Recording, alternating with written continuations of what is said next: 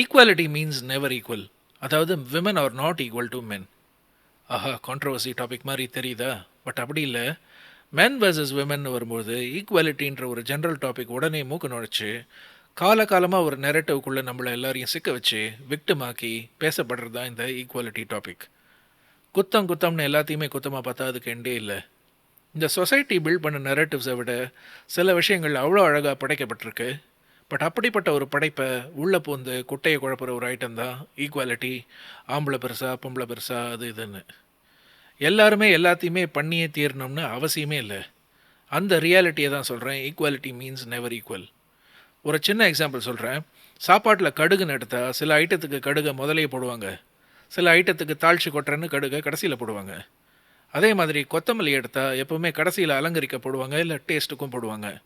But கடுகுக்கு தான் நிறைய power கொடுத்துருக்கோம். முதல்ல கடைசியிலன்னு நிறைய வாட்டி போடுறோம். பட் கொத்தமல்லியை அமுக்கி வச்சு உன்னை கடைசியில் மட்டும்தான் யூஸ் பண்ணுவோம்னு சொல்லி வச்சா இருக்கும். முதலையே கொத்தமல்லியை நானும் போடுவேன்னு அடம்பிடிச்சா போடுங்க, அந்த டிஷ் தான் வீணாக போகும். So to a major extent equality is one of the most misunderstood topic. Of course இதில் அட்வான்டேஜ் எடுத்து குளிர் காயிற மென்னும் இருக்காங்க, விமனும் இருக்காங்க. But it has always been an open secret. You can easily decide what needs to be equal and what cannot be equal. Thank you.